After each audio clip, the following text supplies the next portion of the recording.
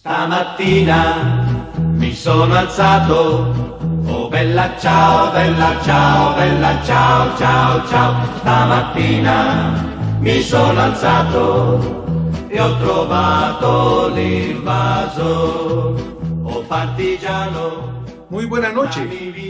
Bienvenido a su programa Acción Positiva este 31 de mayo del año 2020. 31 de mayo es una fecha importante porque hoy se está celebrando el 35º de la promulgación de la Constitución Política de Guatemala actualmente en vigencia. Esta Constitución es la que a partir de la de 1945 ha tenido más años de vigencia, llegando ya a estos 35 años en los cuales nuestro pacto cívico colectivo en el cual nos regimos y a través del cual pues cumplimos las leyes y las respetamos. Así que pues esta es una fecha especial, somos un Estado de derecho y es lo que tenemos que privilegiar. Aprovecho para enviar un saludo muy especial a todos los constituyentes que estuvieron presentes y que fueron quienes realizaron este trabajo tan importante. En particular, un mensaje al licenciado Roberto Carpio, quien fue uno de los presidentes alternos de esta constituyente. Un saludo respetuoso, licenciado Carpio, gracias por sus continuas aportaciones y a todos y cada uno de los señores constituyentes. Hoy tengo el honor de tener acá como invitada a la licenciada Diana Brown, quien es directora de la Asociación de Colegios Privados de Guatemala. Licenciada, bienvenida a Acción Positiva. Muchísimas gracias por la invitación, doctor. Para mí es un gusto compartir con usted, charlar con usted y con su audiencia sobre lo que más nos deberá importar en este país, que es la educación. Coincido con usted, realmente la educación es el motor del desarrollo, es lo que puede transformar las naciones. Mucha gente lo han dicho, el presidente Mandela lo enfatizaba constantemente y todos los grandes mandatarios han hecho de la educación uno de sus pasos fundamentales. Bueno, más o menos el 11, 12, 13 de marzo, cuando se declara el estado de calamidad en Guatemala ante la pandemia del COVID-19 que nos está golpeando fuertemente, muchas actividades de la vida nacional se interrumpen y una de ellas fundamental en una forma inesperada y súbita es el proceso educativo, licenciada. Según comentábamos con usted, en Guatemala en el nivel primario y diversificado son aproximadamente 4 millones de estudiantes, de los cuales 1 millón están en el área privada, 3 millones en el área pública, pero todos de un sábado a un lunes se suspende el proceso educativo. ¿Cómo recibieron ustedes esta noticia y cómo reaccionaron? Es cierto, doctor, efectivamente el lunes 16 ya arrancamos con las aulas virtuales. En algún momento pues se percibía venir que podría haber algún tipo de crisis. Y algunos de los centros educativos privados ya tenían dentro de su portafolio de qué hacer lo que eran los accesos electrónicos y de conectividad. Lo que se hizo entonces era ya empezar a ver cómo se podría trasladar lo que era comunicaciones de aprendizaje entre los docentes a los alumnos. Entonces, el 16, cuando ya se dijo que se suspendían las clases presenciales, se empezó lo que era la comunicación vía virtual de los centros educativos para con sus docentes, para con sus alumnos, para decirles que iba a haber continuidad en el proceso desde entonces. Porque, y hasta la fecha, como no sabemos cuándo va a finalizar lo que es esta calamidad pública, el aprendizaje no puede parar. Las competencias tienen que ir en continuo desarrollo. Entonces se inició con los docentes adaptándose a lo que era su planificación inicial en el año, cómo lo podrían así convertir a un ambiente virtual para continuar. Claro, fueron momentos, la primera semana fue una semana de adaptación, una semana de cómo vamos a compartir esto con los alumnos. Sin embargo, se fueron ya los docentes, que quiero entre paréntesis decir mis respetos a los docentes del sector privado, están trabajando 18 horas diarias, están trabajando durísimo. cómo trasladar esa comunicación de información para que sea el aprendizaje de una manera que estaba tradicional a una manera innovadora, porque tiene que ser a través de la pantalla, como estamos usted y yo, es una cosa nueva. Entonces se ha ido desarrollando los docentes en su profesionalismo, en lo que es el uso de las herramientas virtuales, y yo creo que en algún momento, me imagino que lo vamos a comentar más adelante, se ha visto cómo los docentes han hecho sus YouTubes, han hecho sus grabaciones y ha habido una interacción distinta con los alumnos. Claro que todo esto que usted menciona, pues da una excelente noticia de esa capacidad de reacción que mostró nuestro sistema escolar, porque esto, como decimos, del 11 al 16 y a ver qué pasa con todos estos niños. Naturalmente, licenciada, que en Guatemala, cuando hablamos de 4 millones de estudiantes en el nivel que estamos mencionando, tenemos una inmensa variedad también de situaciones educativas. Muy bien señala usted que, por ejemplo, centros universitarios de los muy buenos que tenemos en Guatemala, colegios también, ya iban desarrollando bastante sus plataformas vía internet y virtuales. Pero tengamos muy en cuenta, licenciada, que dentro de esos 4 millones de gentes hay una gran cantidad de estudiantes en el área rural, en escuelas en donde a lo mejor no hay ni siquiera luz, donde no hay acceso a recursos. ¿Cómo visualizan? Usted está en el área de educación privada, pero sé que es una educadora que tiene una visión general.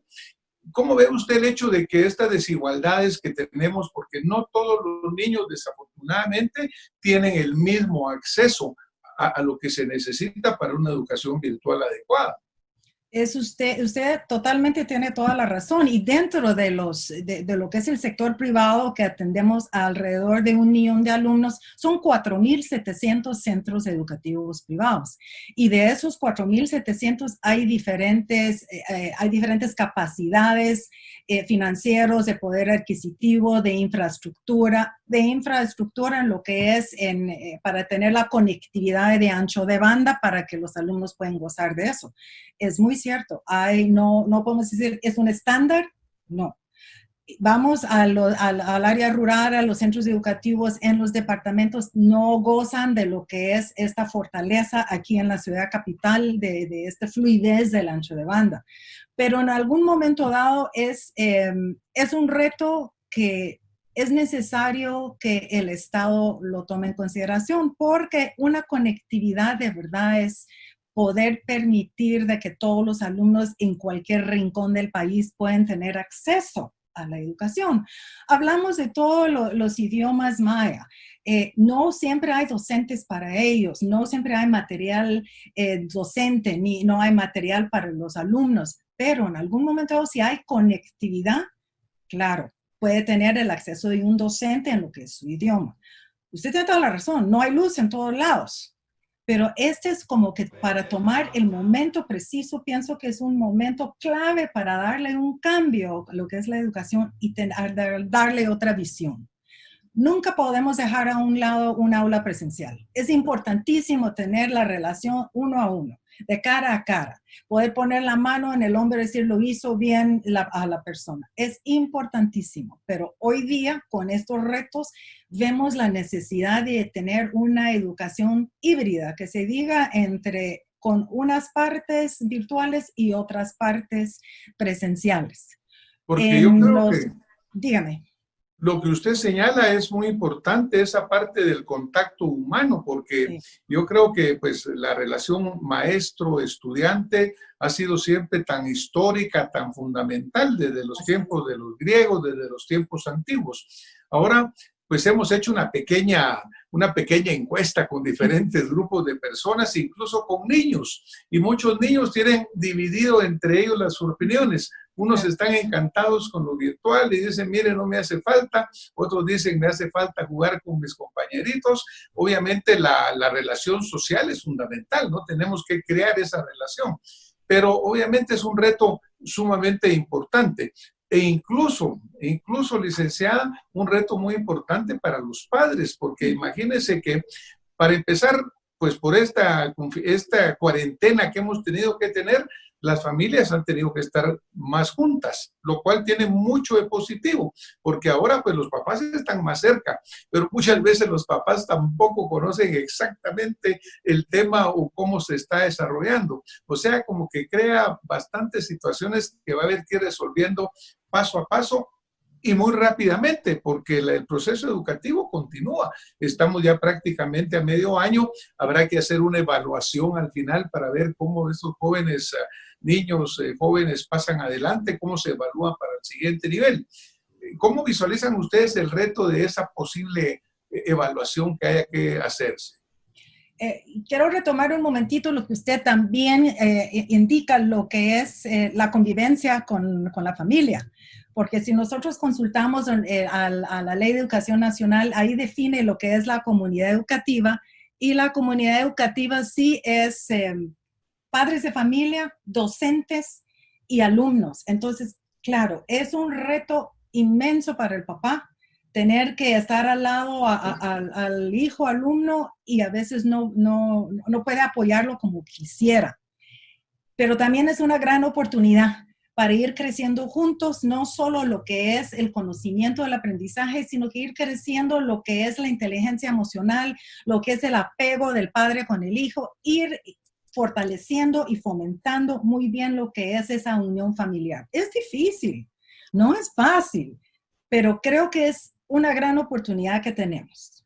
Ahora, respondiendo a su pregunta, a lo que era la evaluación, nosotros como asociación hemos recomendado que los centros educativos hagan algún tipo de medición, de evaluación hasta dónde haya llegado el nivel de aprendizaje. No es un examen que decir usted ganó, usted perdió. No.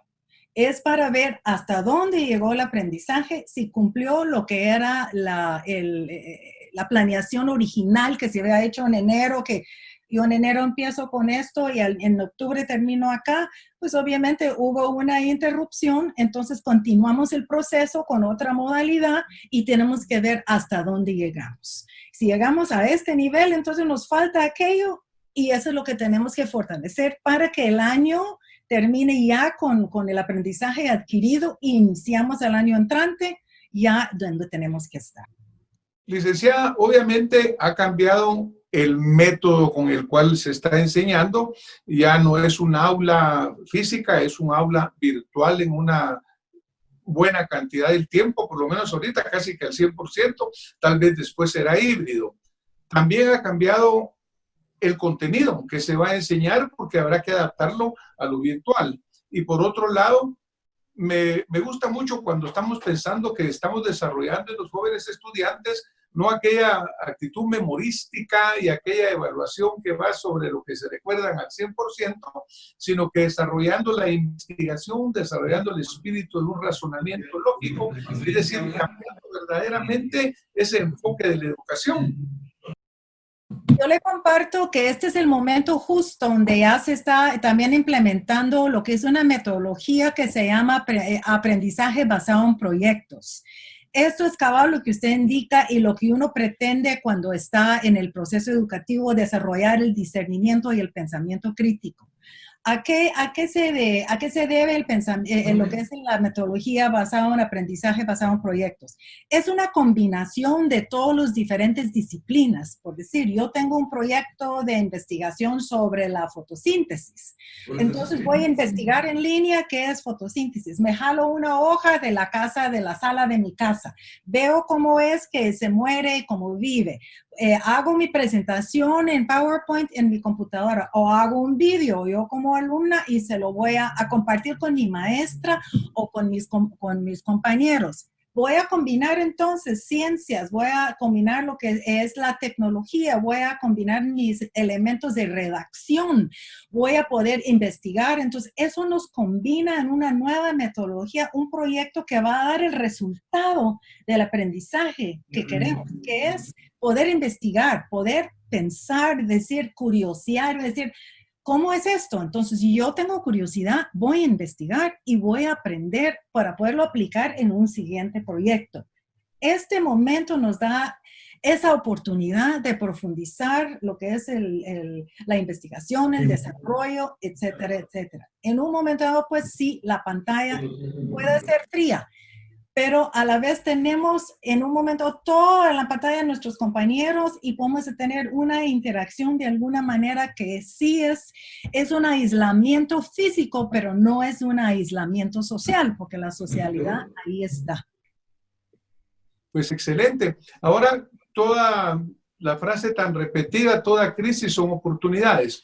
¿Cuáles diría usted que son los principales retos que se tienen en este momento para desarrollar esta educación virtual?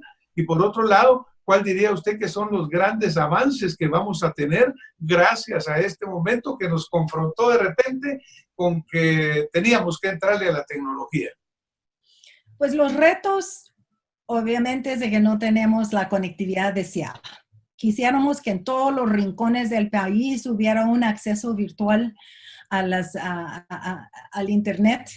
Eso implica una inversión muy grande de parte del Estado, pero estoy segura que con apoyo de los proveedores de ancho de banda también hay mucha voluntad. Nosotros como asociación hemos promovido el poder otorgar sin costo a escuelas que estén en medio de los colegios algún tipo de ancho de banda para que tengan esa conectividad. Pero ese es el reto, tener esa inversión hecha y luego tener lo que son los dispositivos adecuados. Hay un sinfín de dispositivos de todo tipo de costo, de valores, pero se puede conseguir a través de donaciones, a través de organizarse. Hay computadoras que son Chromebooks que son regalados en un sentido, cuestan ¿qué? $80 y de ahí se podría tener uno para cada alumno y que tenga acceso a la red y ahí tiene su conocimiento a la tecla. Ese es el gran reto, sinceramente. Hay un reto adicional, doctor. Los docentes fueron formados todos en su formación inicial docente de manera tradicional. Ahora es importante, y aunque regresemos a las aulas de una manera híbrida, va a haber una parte virtual, una parte presencial, pero tienen que tener las metodologías de cómo dar clases a la distancia, e-learning, todo ese tipo de metodologías que son distintas, debe de estar dentro de su portafolio en la formación inicial docente. Es importante eso, porque los docentes han sacado sus fuerzas por la pura vocación y que son docentes con experiencia. Pero tiene que haber una formación, las universidades tienen que reubicar y ver cómo están haciendo la formación inicial docente. Esos son los retos. Oportunidades.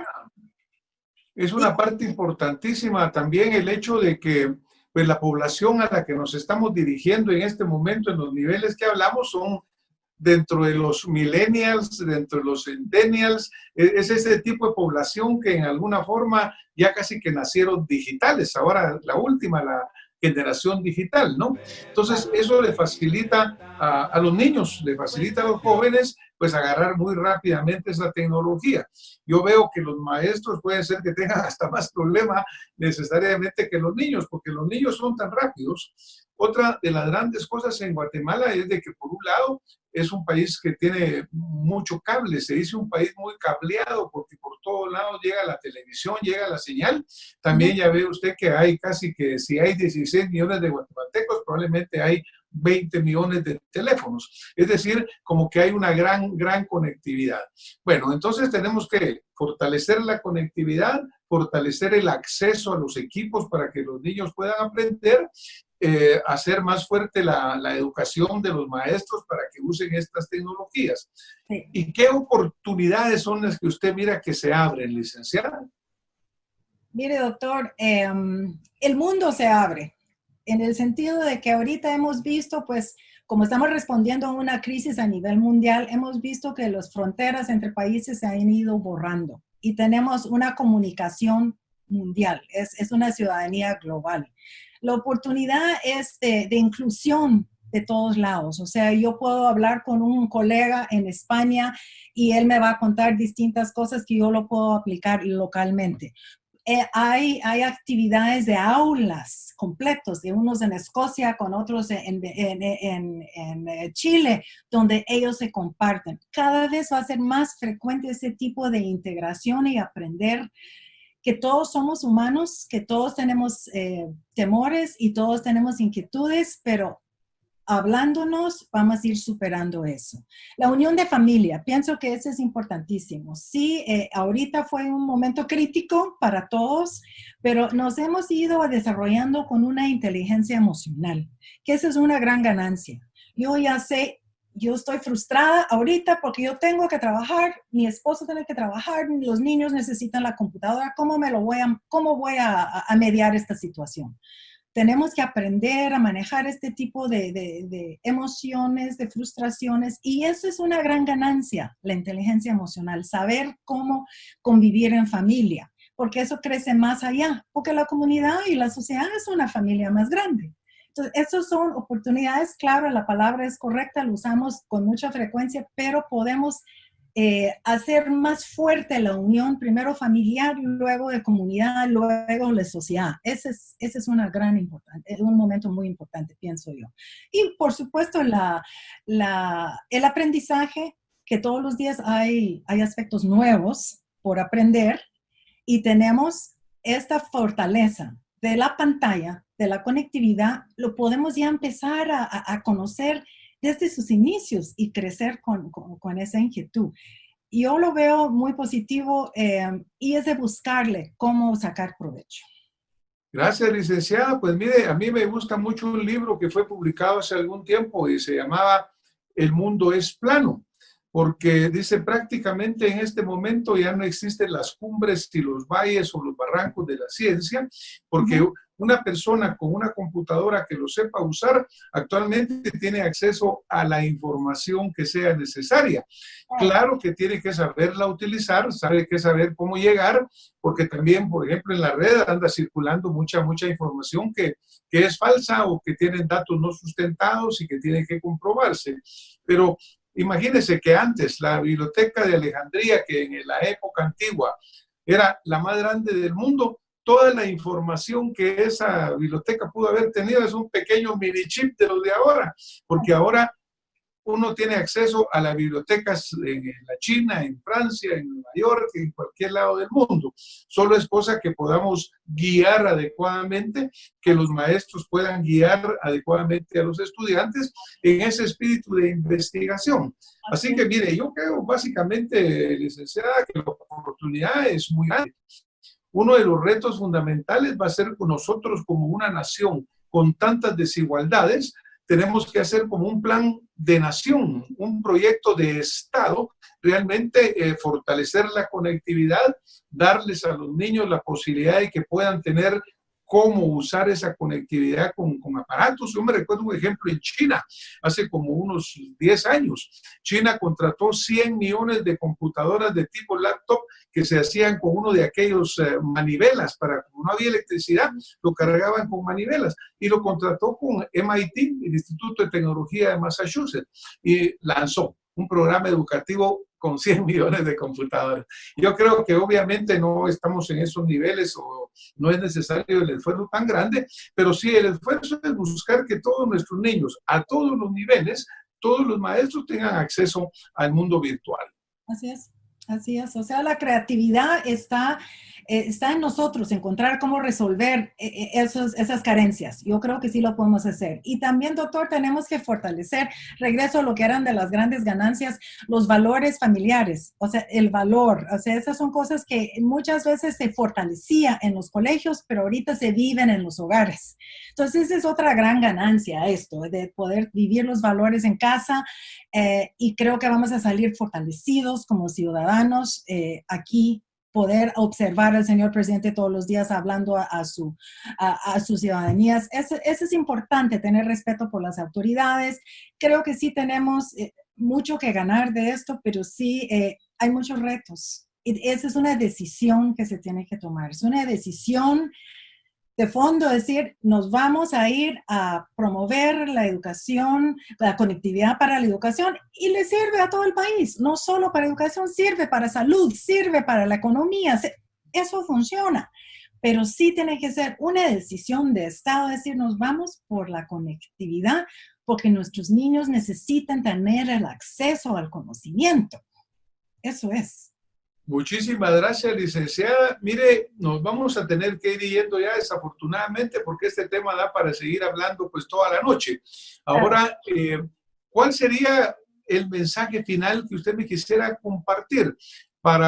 Usted tiene una posición de liderazgo de una organización muy fuerte que tiene a su cargo, digamos, básicamente un millón de jóvenes, pero sé que es una persona consciente que sabe que ese es un problema nacional que ataca a los 4 millones de estudiantes en esos niveles, a todos los jóvenes universitarios, incluso ahora está la educación más allá, pues o sea, la formación continua, que también ya se está haciendo en esa forma. ¿Cuál diría usted que sería el mensaje más importante que usted quisiera hoy compartir con nuestra audiencia, licenciada, que le va a llegar a los niños y que le llegue también a los docentes? Sinceramente, hay que desarrollar lo que es la ciencia de la paz, la paciencia. Esto todo es un proceso de aprendizaje para todos, tanto para los docentes, para los padres de familia, como para los alumnos.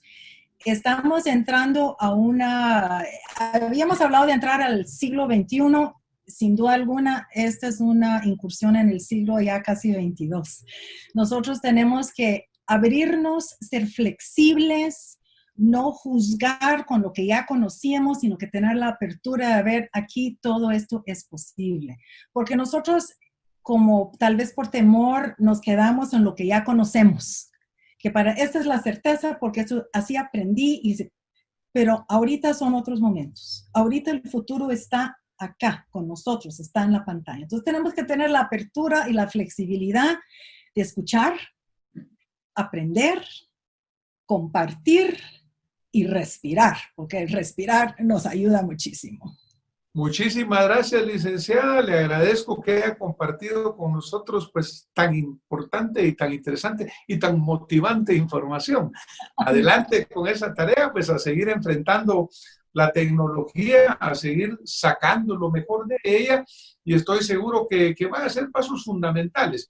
Esta crisis nos va a pasar a una nueva normalidad que falta mucho definir qué es, pero en la cual creo que el mundo va a ser mejor y vamos a poder cumplir mejor esa tarea docente con una didáctica, con una pedagogía diferente, pero que va al final a resultar mejor. Licenciada, nos vamos a tener que ir. Muchísimas gracias por haber estado con nosotros esta noche. Un saludo muy atento de Acción Positiva, y a todos ustedes que nos han estado acompañando, muchísimas gracias por haber estado con nosotros, por haber tocado este tema tan interesante, y nos vemos la próxima semana con más Acción Positiva. Muy buena noche. Morto per la libertà, questo è il fiore del partigiano, morto per la libertà, questo è il fiore del partigiano, morto per la libertà.